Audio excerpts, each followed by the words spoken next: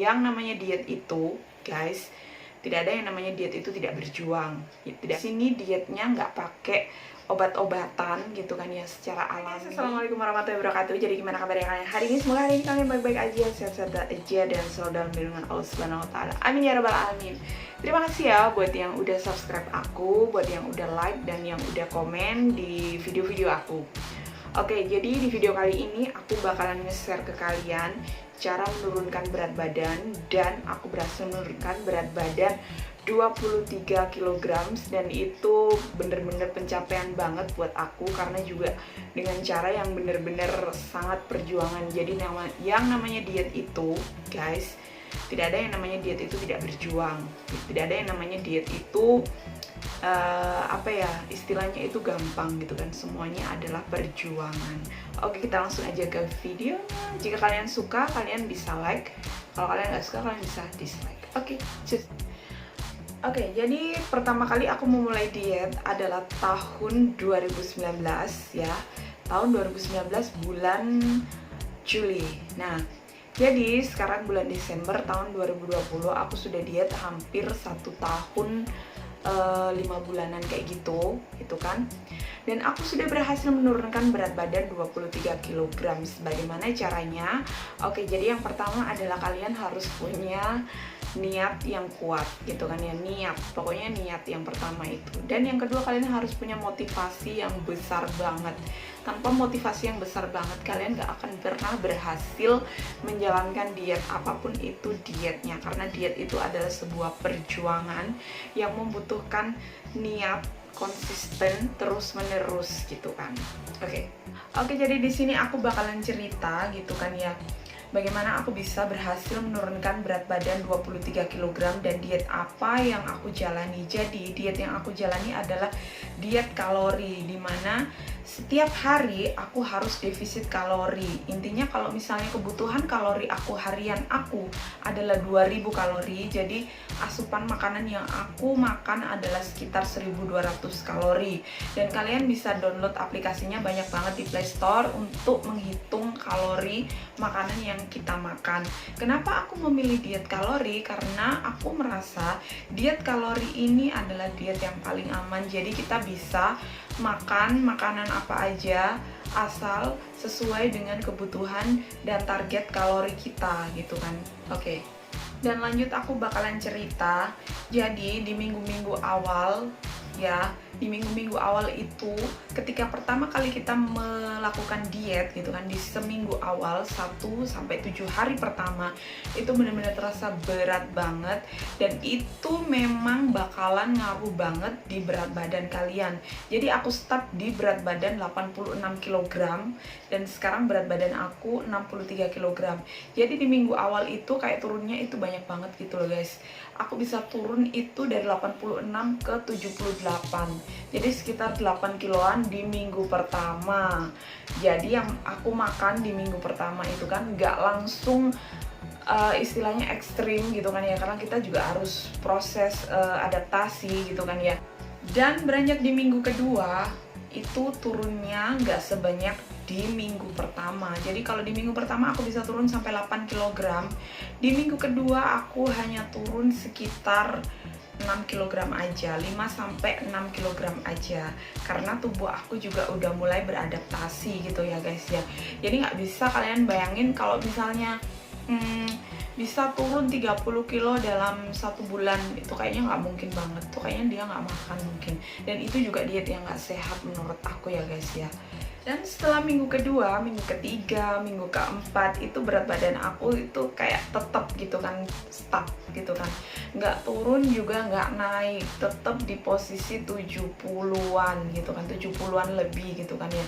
Dan padahal aku sudah berusaha sangat maksimal sekali, dan juga aku tambahin dengan olahraga yang sangat-sangat ketat, tapi ternyata berat badan aku juga nggak turun dan tetap di angka 70-an lebih gitu. Dan di minggu kelima, minggu keenam berat badan aku relatif turun, tapi turunnya nggak sebanyak di minggu pertama dan minggu kedua. Jadi turunnya itu kayak bertahap banget gitu loh guys. Jadi sebulan itu bisa turun 2 kilo itu udah bagus banget gitu kan ya, 2 kilo. Terus kemudian makin lama itu makin sedikit turunnya karena badan kita itu udah mulai terbiasa beradaptasi dengan pola makan yang baru. Dan pada akhirnya setelah aku jalani diet selama 1 tahun 5 bulan ini, aku berhasil menurunkan berat badan aku sebanyak 23 kg gitu kan, dari 86 ke 63. Jadi aku harus konsisten. Tipsnya itu memang harus konsisten guys.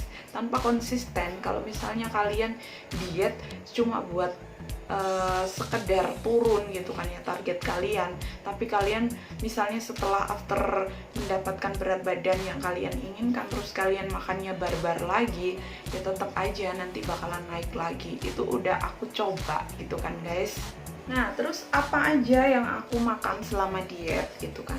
Jadi di minggu-minggu pertama ketika kita awal melakukan diet, itu kita nggak harus misalnya langsung dari makan nasi 2 piring, langsung nggak makan nasi atau langsung makan separuhnya aja. Kita nggak seperti itu, nggak se ekstrim itu ya.